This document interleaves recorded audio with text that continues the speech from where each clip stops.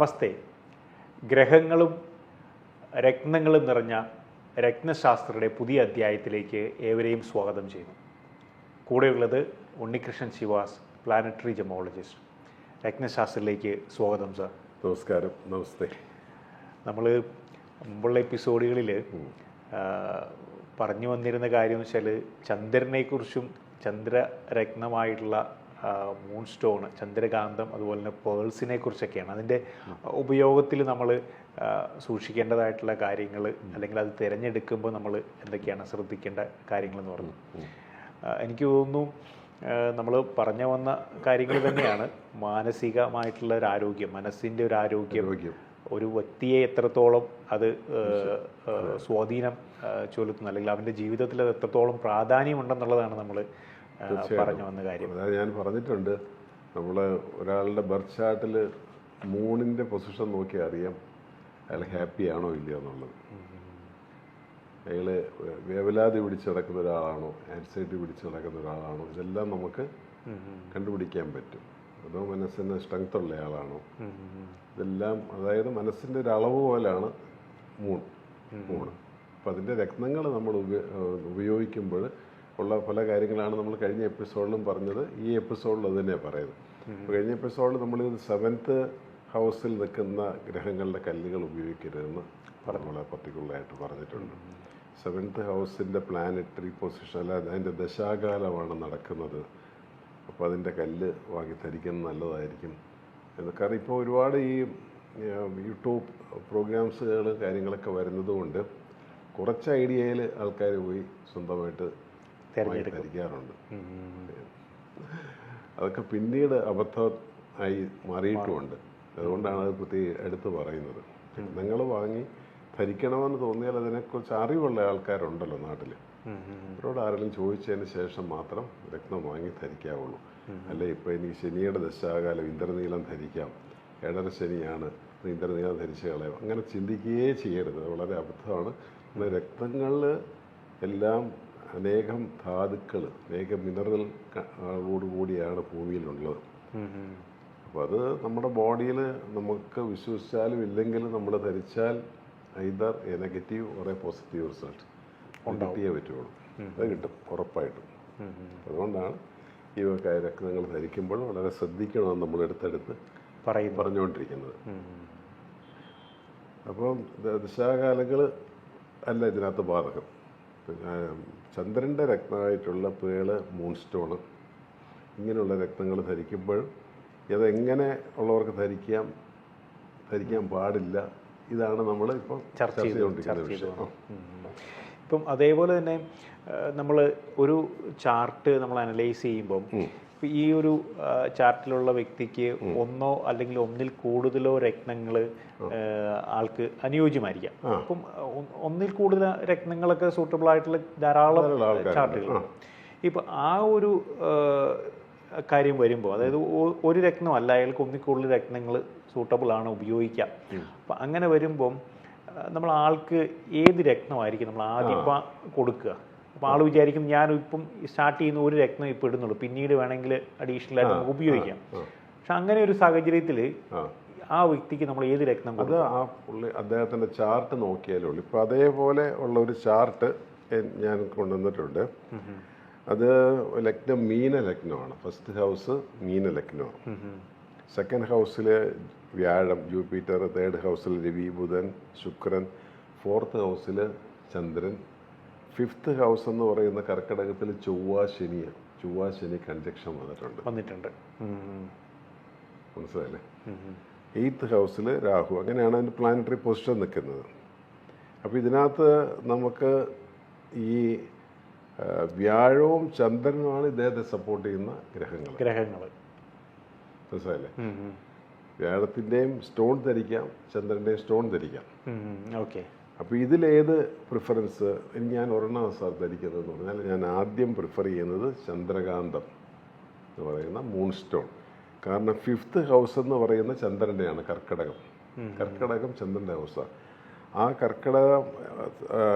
കർക്കിടക ഹൗസിൽ രാശിയിൽ ചൊവ്വയും ശനിയും വന്നിരിക്കുന്നത്. 2 റോങ് പ്ലാനറ്റ്സാണ് വന്നിരിക്കുന്നത്. ചൊവ്വ ശനി ബന്ധം വന്നു. അപ്പം ഈ 5th ഹൗസ് ലഗ്നത്തിൻ്റെ 5th ഹൗസാണ് ചന്ദ്രൻ്റെ ഹൗസ് കർക്കിടകം. അവിടെ ചൊവ്വയും ശനിയും വന്നു. അപ്പം എല്ലാത്തിനും മൊത്തത്തിൽ നമുക്ക് കൺഫ്യൂഷൻ. 5th ഹൗസ് ആയതുകൊണ്ട് മനസ്സിനൊരിക്കലും സ്വസ്ഥതയില്ല. മനസ്സിലായില്ലേ? ഉറക്കമില്ലായ്മ, ഓവർ ആൻസൈറ്റി, പെട്ടെന്നുള്ള പ്രതികരണം. ഈ ലങ്സ് ഹൃദയഭാഗത്ത് ആയിരിക്കും ആൾക്കെപ്പോഴും അസുഖത്തിനുള്ള ചാൻസസ് കൂടുതൽ ഉണ്ടാകുക. കാരണം ചന്ദ്രനും കർക്കിടക രാശിയും രണ്ടും മനസ്സും അതുപോലെ തന്നെ ലങ്സുമായിട്ടും ഹൃദയഭാഗമാണല്ലോ.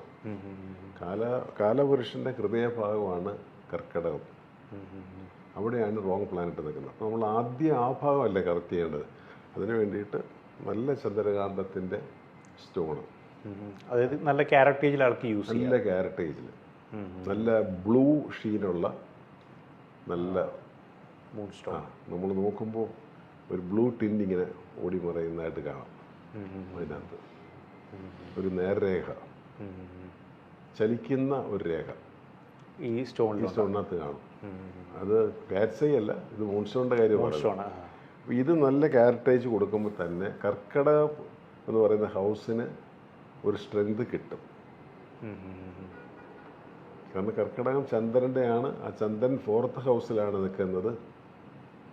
അപ്പം അദ്ദേഹത്തിന് കുടുംബ സുഖവും മനസ്സിന് സുഖവും, മനസ്സിൻ്റെ വേവലാതികളെല്ലാം മാറി നല്ല സ്മൂത്തായിട്ടുള്ള ഉറക്കം, മനസ്സിന് സ്ട്രെങ്ത്, നല്ല ക്യാരറ്റ് വേണം. 10-12 ക്യാരറ്റ് കൊടുക്കേണ്ടി വരും. മനസ്സിലല്ലേ? അപ്പം അവിടെ ചന്ദ്രനാണ് നമ്മൾ പ്രിഫറൻസ് കൊടുക്കുന്നത്. വ്യാഴത്തിന് സെക്കൻഡ് പ്രിഫറൻസേ ഉള്ളൂ. 2 കല്ലും ഒരുമിച്ച് വേണമെങ്കിൽ അയാൾക്ക് യൂസ് ചെയ്യാം.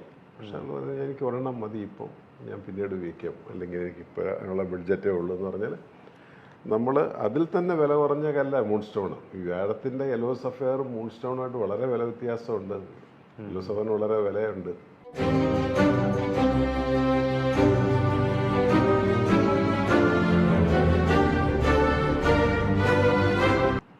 Welcome back to Ratnashastram. നമ്മൾ പറഞ്ഞു വന്നിരുന്ന കാര്യം, ഇപ്പോൾ ഒരു ചാർട്ടിൽ ഒന്നിൽ കൂടുതൽ രത്നങ്ങൾ ഈ വ്യക്തിക്ക് മാച്ചിങ് ആണ്. എന്നിരുന്നാൽ പോലും ആൾക്ക് ഫസ്റ്റ് പ്രിഫറൻസ് നമ്മൾ ഏത് രത്നത്തിന് കൊടുക്കും എന്നുള്ളതാണ്. അപ്പോൾ ഫസ്റ്റ് പ്രിഫറൻസ് നോക്കണമെങ്കിൽ ഓരോ വ്യക്തികളുടെയും ചാർട്ടിന് പുതിയ ചാർട്ടാണ് അല്ലേ? ഡിഫറെൻറ്റ്, എല്ലാം വ്യത്യസ്തങ്ങളായിരിക്കും. എല്ലാം വ്യത്യസ്തങ്ങളായിരിക്കും. അപ്പോൾ അതിനുള്ള പ്ലാനറ്ററി പൊസിഷൻസിൽ ഏത് ഗ്രഹത്തിനാണ് ഇപ്പോൾ ഫസ്റ്റ് ഇമ്പോർട്ടൻസ് നമ്മൾ കൊടുക്കേണ്ടത് രത്നം ഉപയോഗിക്കുമ്പോൾ എന്നാണ് നമ്മൾ മനസ്സിലാക്കിയിട്ടാണ് അത് കൊടുക്കുന്നത്. അപ്പോൾ ഒരിക്കൽ പോലും ചൊവ്വ ശനി കൺജക്ഷൻ ഒരിക്കലും ഒരുമിച്ച് ധരിക്കാൻ പാടില്ലാത്ത കല്ലുകളെന്ന് പറയുന്ന കൂട്ടത്തിൽപ്പെടുന്നതാണ് ഈ ചൊവ്വയുടെയും ശനിയുടെയും കല്ല്. ഇന്ദ്രനീലവും പവിഴവും ഒരു കാരണവശാലും ഒന്നിച്ച് യൂസ് ചെയ്യാൻ കൊള്ളത്തില്ല. ശനിയും ചൊവ്വയും വന്നാൽ അഗ്നിമാരുതി യോഗ വരുന്നത്. അഗ്നി തീയും മാരുതി കാറ്റ്. യോഗം എന്നാണ് നല്ല നല്ല യോഗങ്ങൾക്കും മോശ അനുഭവങ്ങൾക്കും യോഗം എന്നാണ് പറയുന്നത്. അതിൽ അഗ്നിമാരുതി യോഗം അത്ര നല്ലതല്ല. ഒന്നെങ്കിൽ ചിലപ്പോൾ ഈ തീ വേണേൽ ആളിക്കത്താം, അല്ലെങ്കിൽ ഉള്ള തീയും കൂടെ കെട്ടുപോകും, അടഞ്ഞു പോകും. ഇതാണ് അതിൻ്റെ. അപ്പോൾ ഏത് ഭാവത്തിൽ നിൽക്കുന്ന ആ ഭാവത്തിനെയാണ് സൂചിപ്പിക്കുന്നത്. 2ാം ഭാവത്തിലാണ് ചൊവ്വാശനി ബന്ധമെങ്കിൽ വാക്കും നാവും സാമ്പത്തികവും പ്രോബ്ലമാണ്. സംസാരം കൊണ്ട് ചിലപ്പോൾ കോർട്ട് കേസ് പോലും വരും. ആ കൺജക്ഷൻ കറക്റ്റ് ആയിരിക്കും, ഡിഗ്രി കറക്റ്റായിട്ട് വരണം കേട്ടോ, എന്നാലേ ആ കൺജക്ഷൻ പൂർണ്ണമായെന്ന് പറയാൻ പറ്റത്തുള്ളൂ. ഇപ്പം ഈ വ്യക്തിക്ക് ചൊവ്വാശനി കൺജക്ഷൻ വന്ന് നിൽക്കുന്നത് 6th ഹൗസിലാണോ? 5th ഹൗസിലാണ്. മീന ലഗ്നത്തിൻ്റെ 5th ഹൗസിലാണ് നിൽക്കുന്നത്. 5th ഹൗസിൽ 5th ഹൗസ് മനസ്സും കൂടെയാണ്. മനസ്സ്, ഹാർട്ട്, ലങ്സ് ഇതൊക്കെ ആയിട്ട് കണക്ഷനാണ്. 5ാം ഭാവം സന്താനമാണ്. അപ്പോൾ എല്ലാത്തിനും ഒരു മൊത്തത്തിലുള്ള ഒരു ഇത്. പിന്നെ ഈ കർക്കിടകത്തിലാണല്ലോ പോയി നിൽക്കുന്നത്. കർക്കിടകം ഒരു നമ്മളെ മേട ഇപ്പോൾ ഈ അതായത് നമ്മൾ രാശികൾ 4th രാശിയാണ് വരുന്നത്. മനസ്സിലായല്ലേ? ഫസ്റ്റ് എന്ന് പറയുന്നത് മേടമാണ്. അങ്ങനെയാണ് 12 ഹൗസിലേക്ക് നമ്മൾ വരുന്നത്. 12 അതിൽ 4th എന്ന് പറയുന്നത് സോഡിയാക് സൈനിൽ 4th എന്ന് പറയുന്നത് കർക്കിടകമാണ്. അത് വീട്, ലാൻഡ്, പ്രോപ്പർട്ടി, മനസ്സുഖം, കുടുംബം ഇങ്ങനെയുള്ളതൊക്കെ ആയിട്ട് കണക്ട് ചെയ്തെടുത്താണ് ചൊവ്വ ശനി വന്ന് നിൽക്കുന്നത്. അപ്പോൾ തീർച്ചയായിട്ടും അവർക്ക് ചന്ദ്രനെയാണ് എൻഹാൻസ് ചെയ്യേണ്ടത്. ആ ചന്ദ്രൻ്റെ കല്ല് മാക്സിമം ആയിട്ട് ഉപയോഗിക്കുക. ചൊവ്വ ശനി ബന്ധം ഉണ്ട്, അതുകൊണ്ട് ചൊവ്വയുടെ ശനിയുടെ കല്ല് മേടിച്ച് ധരിക്കാമെന്ന് കരുതരുത്. അത് വേറെ അപകടം ഉണ്ടാക്കും. മനസ്സിലായില്ലേ? അത് കൃത്യമായിട്ടുള്ള ആളുടെ ഈ ഒരു ചാർട്ട് വിശകലനം ചെയ്തതിന് ശേഷം മാത്രമേ ആൾ ഈ രത്നധാരണത്തിലേക്ക് വരാവുള്ളൂ. ഇതിനകത്ത് രണ്ടാമത് ഒരു ഗുണം ഇദ്ദേഹത്തിലുള്ളത്, ലഗ്നാധിപൻ മീനലഗ്നം എന്ന് പറഞ്ഞാൽ വ്യാഴമാണ് എൻ്റെ ലഗ്നാധിപൻ. 2 വ്യാഴമാണ്. 10th ഹൗസ് വ്യാഴം കൈകാര്യം ചെയ്യുന്നത്. മീനത്തിൻ്റെ 10th ഹൗസ് എന്ന് പറയുമ്പോൾ ധനുവാണ്. ധനു വ്യാഴത്തിൻ്റെ, മീനവും ധനു വ്യാഴത്തിൻ്റെ ഓൺ ക്ഷേത്രങ്ങളാണ്. അപ്പോൾ ആ ലഗ്നാധിപൻ 2ൽ നിൽക്കുമ്പം ഇദ്ദേഹം പറഞ്ഞു കൊടുക്കാൻ ഒരു അധ്യാപകനെ പോലെ പ്രവർത്തിക്കുന്ന ആളായിരിക്കണം. ഈ ഒരു ഗുരുസ്ഥാനമുണ്ട്, അല്ലെങ്കിൽ ഒരു ട്രെയിനറാണ്. അദ്ദേഹം ഏത് ഫീൽഡിലാണേലും ഒരു ഗുരുസ്ഥാനം അദ്ദേഹത്തിന് ഉണ്ട്. വരും കാലഘട്ടങ്ങളിലൊക്കെ അത് വരും. അപ്പോൾ വ്യാഴത്തിൻ്റെ സ്റ്റോണ് അദ്ദേഹത്തിന് മാച്ചിങ് ആണ്. പക്ഷെ അതിന് ഇവിടെ ഒരു സെക്കൻഡ് പ്രിഫറൻസാണ് കൊടുത്തിരിക്കുന്നത്. അപ്പോൾ ഈ വ്യക്തിക്ക് വേണമെങ്കിൽ ലേറ്റർ ഓൺ ഈ പറയുന്ന വ്യാഴത്തിൻ്റെ രത്നമായ യെല്ലോ സഫയറും ആൾക്ക് യൂസ് ചെയ്ത് തുടങ്ങാം അല്ലേ? കൊടുക്കാം. ഇതിപ്പോൾ രണ്ടും കൂടെ യൂസ് ചെയ്യാം, കുഴപ്പമില്ല. നമ്മളൊരു കല്ലിലേക്കാണ് പോകുന്നതെങ്കിൽ ഫസ്റ്റ് പ്രിഫറൻസ് മൂന്ന് വേണമെന്നാണ് ഞാൻ ഈ പറഞ്ഞു വന്നത്. അപ്പോൾ വ്യാഴവും ചന്ദ്രനും അനുകൂലമായ ഒരു ഗ്രഹമാണ്. അതിനെ മാക്സിമം അതിൻ്റെ രത്നം ധരിച്ച് എൻഹാൻസ് ചെയ്യുവാണെങ്കിൽ ഈ ചൊവ്വാശനിയുടെ ഒന്നും വലിയ ഇമ്പാക്റ്റ് നമ്മളെ ബാധിക്കത്തില്ല. വ്യാഴം ഡിവൈൻ പ്ലാനറ്റും കൂടെയാണ്. അയാളുടെ ശരീരത്തെ പോലും കീപ്പ് ചെയ്യുന്ന ആളാണ്, അല്ല കരിയറിനെ കീപ്പ് ചെയ്യുന്ന ആളാണ്, അല്ല ധനത്തെ കീപ്പ് ചെയ്യുന്ന ആളാണ്, സംസാരത്തെ കീപ്പ് ചെയ്യുന്ന ആളാണ്. അത്രയും കാര്യങ്ങൾ വ്യാഴം കൈകാര്യം ചെയ്യുന്നുണ്ട്. അതാ മീനലഗ്നത്തിന് അങ്ങനെ ഒരു പ്രത്യേകത ഉണ്ട്. മീനലഗ്നത്തിൻ്റെ വ്യാഴത്തിൻ്റെ 10th ഹൗസ് കരിയർ വളരെ ഇമ്പോർട്ടൻ്റ് ആണ്. 10th ഹൗസും ധനു വരുന്നത് കൊണ്ട് ഈ വ്യാഴം ഒരുവിധം നല്ല പൊസിഷനിലാണെങ്കിൽ അവർ കരിയർ സംബന്ധിച്ചിട്ട് അവർ വിഷമിക്കേണ്ട ആവശ്യം വരുന്നില്ല. അത് മീനലഗ്നത്തിൻ്റെ ഒരു പ്രത്യേകതയാണ്. എപ്പോഴും ഒരു ജോലി സംബന്ധമായിട്ട് ആൾ സേഫായിരിക്കും. അതുപോലെ തന്നെ അത് അങ്ങനെ ലഗ്നം കണക്കാക്കുകയാണെങ്കിൽ കന്നി ലഗ്നവും അതുപോലെ തന്നെ 10th ഹൗസ് ബുധനാണ്. ഈ കന്നി ഹൗസിൽ ലഗ്നാധിപൻ ബുധൻ തന്നെ 10ൽ നിൽക്കുന്നവർക്ക് എല്ലാം IT ഫീൽഡ്, പിന്നെ chartered account field, banking field, insurance field, ഇങ്ങനെയുള്ള ഫീൽഡുകളും ആയിരിക്കും അവർക്ക് വരുന്നത്. അല്ലെങ്കിൽ കമ്മ്യൂണിക്കേഷൻ ഫീൽഡ്, അങ്ങനെയുള്ള എല്ലാത്തിനകത്തും വരും. അപ്പം മീനത്തിനും മിഥുനത്തിനും കന്നിക്കും അങ്ങനെ ഒരു ഗുണമുണ്ട്. അവർ തന്നെയായിരിക്കും 10th ഹൗസും കൈകാര്യം ചെയ്യുന്നത്. അവരുടെ ജോലി സ്ഥാനം, അവരുടെ കർമ്മ മേഖല കൈകാര്യം ചെയ്യുന്നതും ഇതായിരിക്കും. ഇതിനകത്തുള്ള ഗുണമെന്ന് വെച്ചാൽ പുള്ളിയുടെ ലഗ്നം, പുള്ളിയുടെ ബോഡി, പുള്ളിയുടെ ശരീരം, ജീനെല്ലാം കൺട്രോൾ ചെയ്യുന്ന വ്യാഴം 10ാം ഭാവം, അതായത് കരിയർ കൈകാര്യം ചെയ്യുന്നതെല്ലാം സെക്കൻഡ് ഹൗസിൽ വന്നിട്ടുണ്ട്. കുട്ടികൾക്ക് പണത്തിനൊരു ബുദ്ധിമുട്ടും വരത്തില്ല. സ്വന്തം കർമ്മം കൊണ്ട് തന്നെ പണം സമ്പാദിക്കും ഉണ്ടാകാം. അത് വ്യാഴമായതുകൊണ്ട് അത് നിലനിൽക്കും. അങ്ങനെയാണ് ഈ നമ്മൾ അനലൈസ് ചെയ്ത് പോകുന്നത്. അങ്ങനെയാണ് നമ്മളൊരു തീരുമാനത്തിലെത്തുന്നത്. ഇതിൽ ഏതാണ് ഫസ്റ്റ് ഇമ്പോർട്ടൻസ് കൊടുക്കേണ്ട പ്ലാനറ്റ്, അതിൻ്റെ സ്റ്റോണല്ലേ നമ്മൾ കൊടുക്കേണ്ടത്, നമ്മൾ ചിന്തിക്കുന്നത്. ഡിവിഷണൽ ചാർട്ടും എല്ലാം നമ്മൾ ചെക്ക് ചെയ്യുക. നമ്മളിപ്പോൾ ഇത് സ്പീഡിൽ പറഞ്ഞു പോവുകയാണ്. ജനറൽ ആയിട്ടുള്ള കാര്യങ്ങൾ നമ്മൾ പറയുന്നത്. അപ്പം യെല്ലോ സഫയറും ചന്ദ്രകാന്തും അല്ലെങ്കിൽ പേള്, ഇതിലേതെങ്കിലും ഉപയോഗിക്കുകയാണ് നല്ലത്. യെല്ലോ സഫയർ പറ്റുന്നില്ലെങ്കിൽ സിട്രിൻ ഉപയോഗിക്കാം. യെല്ലോ സിട്രിൻ എന്ന് പറഞ്ഞ കല്ല് നമുക്ക് ഉപയോഗിക്കാം. യെല്ലോ സഫയറിന് പകരമായിട്ട് നമുക്ക് ഉപയോഗിക്കാൻ പറ്റുന്ന. മനസ്സിലായേ? അപ്പം അങ്ങനെയാണ് നമ്മളിപ്പം 2 സ്റ്റോണ് മാച്ചിങ് ആണെങ്കിലും ആ ഒരു പ്രിഫറൻസ് ഏത് വേണം ആദ്യം നോക്കുമ്പോൾ അവിടെയും നമ്മൾ സൂക്ഷ്മമായിട്ട് പരിശോധിക്കേണ്ട പല കാര്യങ്ങളും നോക്കിയിട്ടാണ് കൊടുക്കുന്നത് അല്ലേ?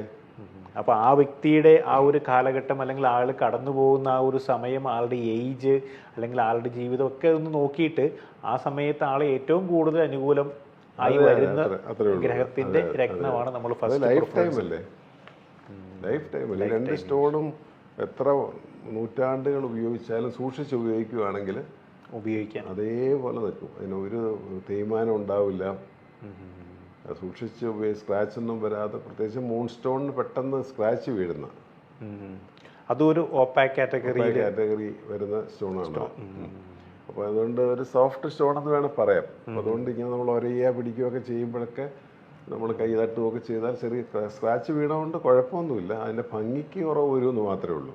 ഉപയോഗത്തിന് യാതൊരു കുഴപ്പമില്ല. വിഷ്വൽ ബ്യൂട്ടിക്കുള്ള ഒരു അത്രയേ ഉള്ളൂ. രത്നങ്ങൾ നടുവേ പൊട്ടാൻ പോകണം, എന്നാലേ അത് ഉപയോഗിക്കാതെ മാറ്റി വെക്കാനായിട്ട്.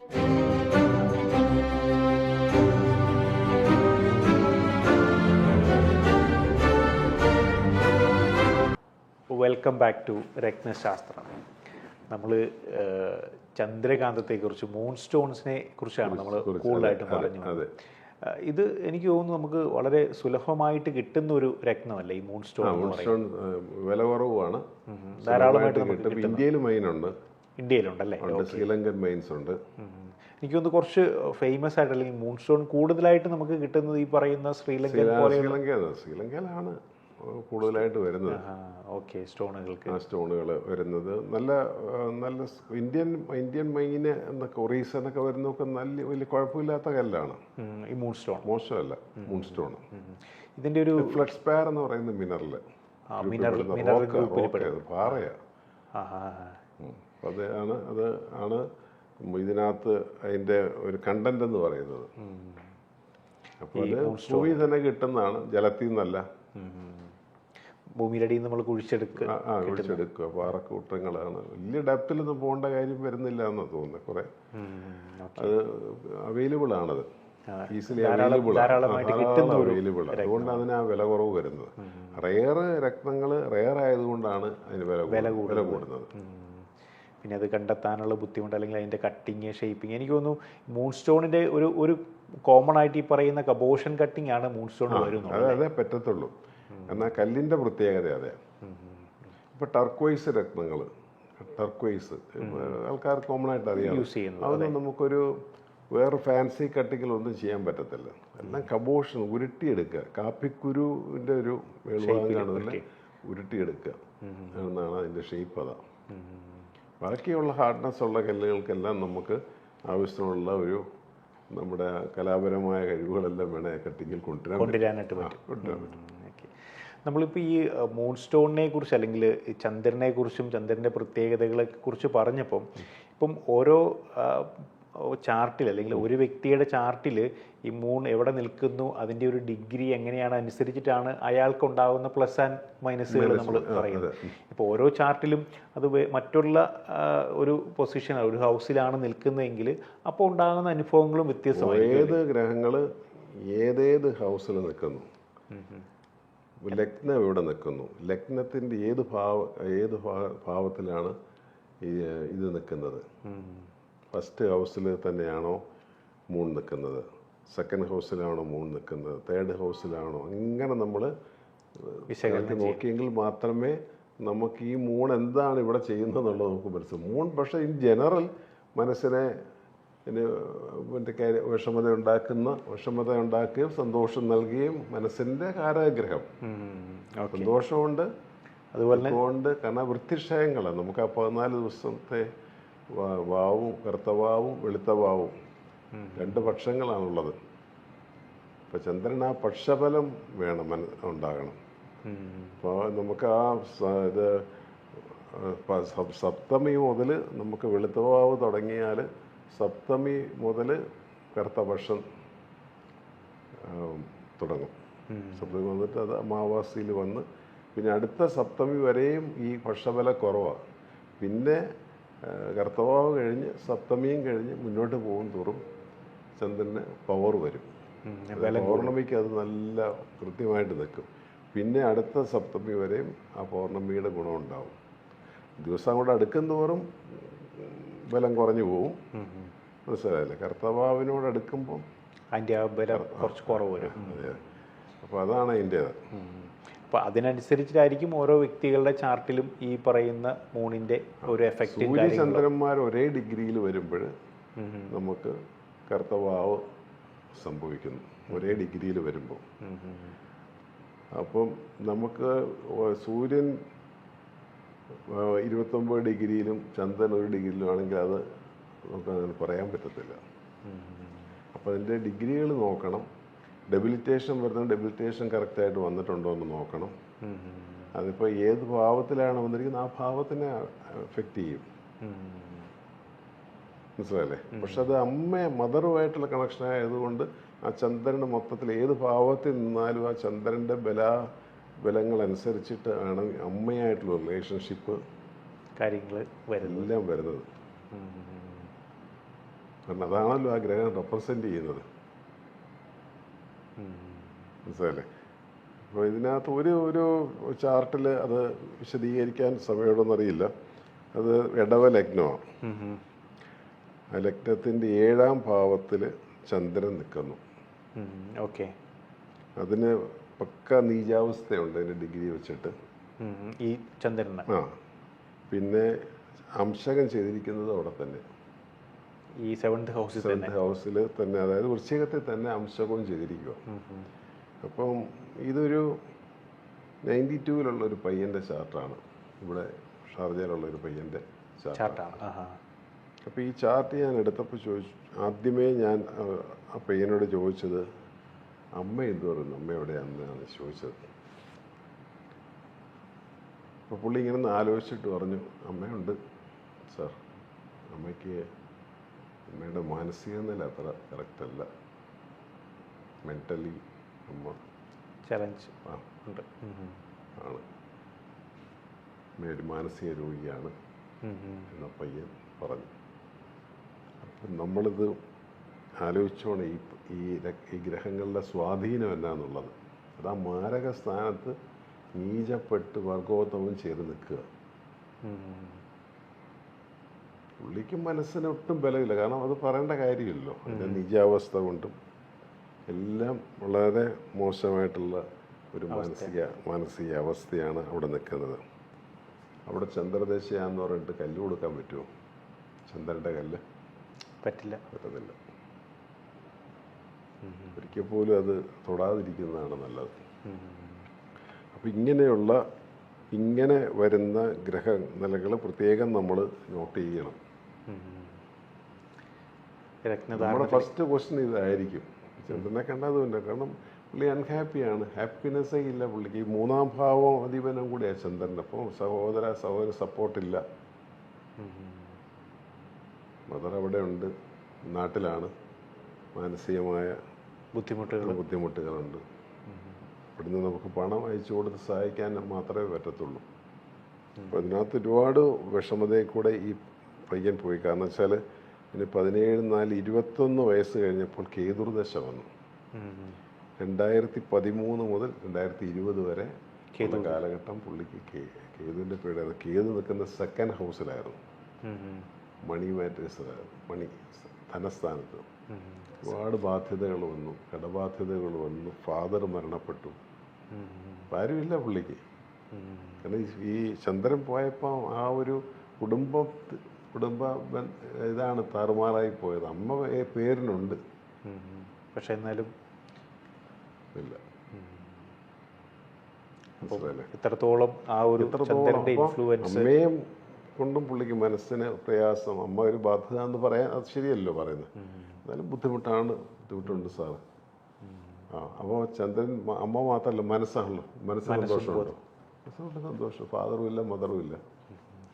അപ്പോൾ ഓരോ ഗ്രഹങ്ങളുടെ ആ ഒരു പൊസിഷനും അതിൻ്റെ. പക്ഷെ 2020 കഴിഞ്ഞപ്പോൾ പുള്ളിക്ക് ശുക്രദശാകാലം വന്നു. ശുക്രൻ ലഗ്നാധിപനുമാണ്, 11 ഉച്ചസ്ഥാനത്ത്. അപ്പോൾ മുതൽ പുള്ളിക്ക് സ്ലോയിലി പുള്ളിക്ക് ഇവിടെ ഒരുവിധം തരക്കേടില്ലാത്ത ജോലി കിട്ടി. പുള്ളിയുടെ 10th ഹൗസ് നല്ലതാണ്. കാരണം 10th ഹൗസ് ശനിയാണ് നിൽക്കുന്നത്. അപ്പോൾ ശനിക്ക് അവിടെ ബലമുണ്ട്. ടെക്നീഷ്യനാണ് പുള്ളി. ജോലിപരമായിട്ട് ആൾക്ക് കുഴപ്പമില്ല. അത് ഇതിപ്പോൾ സോലി പുള്ളിക്ക് പൈസ വന്ന് തുടങ്ങുന്നുണ്ടെങ്കിലും ഇവ കാര്യങ്ങൾ പുള്ളിക്ക് ഒരു ചലഞ്ചാണ്. ഈ ഒരു വീനസിൻ്റെ പീരീഡ് വീനസ് നന്നായത് കൊണ്ട്, ശുക്രനാണെന്ന് പറഞ്ഞിട്ട് കാര്യമില്ല. ശുക്രൻ വളരെ മോശമായിടുന്ന അത് ഏറ്റവും ദോഷകരമായി ബാധിക്കും. ഇതിനകത്ത് കുഴപ്പം ലാഭസ്ഥാനത്ത് നിൽക്കുന്നത് കൊണ്ട്, ഉച്ചത്തിൽ നിൽക്കുന്നതുകൊണ്ടും പുള്ളിക്ക് ഈ പീരീഡ് പുള്ളിക്ക് രക്ഷപ്പെട്ട് മുന്നോട്ട് പോകാൻ പറ്റും. പ്രോബ്ലംസ് എല്ലാം കുറേശ്ശെയായിട്ട് സോൾവ് ചെയ്യും. അപ്പം ഞാൻ ഇദ്ദേഹത്തിന് കൊടുത്തതെന്ന് വെച്ചാൽ ഈ സൂര്യനും ചന്ദ്രനും ഒന്നും പുള്ളിയെ സംബന്ധിച്ചിടത്തോളം അനുകൂല അല്ലാത്തതുകൊണ്ട് അല്ലാത്തതിനാൽ പുള്ളിക്ക് ഒരു വെട്ടവും വെളിച്ചവും പ്രകാശവും ഒക്കെ തരുന്ന കല്ലുകൾ, ബ്രൈറ്റ്നെസ് ഉള്ള കല്ല്, അത് വൈറ്റ് സിർക്കോൺ, അതുപോലെ തന്നെ മോയ്സണൈറ്റ് എന്നൊക്കെ പറഞ്ഞ വലിയ എക്സ്പെൻസ് ഇല്ലാത്ത കല്ല് ഇട്ട നല്ല ഭയങ്കര ഡയമണ്ട് പോലെ തിളങ്ങി നിൽക്കുന്ന കല്ലിലേക്ക് കല്ലാണ് പുള്ളി കൊടുത്തിരിക്കുന്നത്. ബ്ലൂ സഫയറും പുള്ളിക്ക് അനുകൂലമായി. അപ്പോൾ ബ്ലൂ സഫയർ അദ്ദേഹത്തിൻ്റെ പയ്യൻ്റെ കയ്യിലുണ്ട്. ഇവിടുന്ന് മേടിച്ചത് സാറ് ഒന്ന് നോക്കിയിട്ട് നല്ലതാണെങ്കിൽ പറയുന്ന കൊണ്ടുപോകാം, നല്ലതാണെങ്കിൽ അത് ധരിച്ചാൽ മതി. പിന്നെ നമുക്ക് വൈറ്റ് കല്ല് എന്തായാലും ആഡ് ചെയ്യാൻ വളരെ വില കുറഞ്ഞ 2 കല്ലുകളാണ്. മോയ്സണൈറ്റ് ഈക്വൽസ് ടു ഡയമണ്ടാണ്, അതേ റേഞ്ചിൽ വരുന്ന. മോയ്സണൈറ്റ് കണ്ടാൽ നമുക്ക് തിരിച്ചറിയാൻ പറ്റത്തില്ല ഡയമണ്ട് ആണോ മോയ്സണൈറ്റ് ആണോ എന്നുള്ളത്. എനിക്ക് തോന്നുന്നു ഇന്നത്തെ എപ്പിസോഡിൽ ധാരാളം വിവരങ്ങളുണ്ടായിരുന്നു.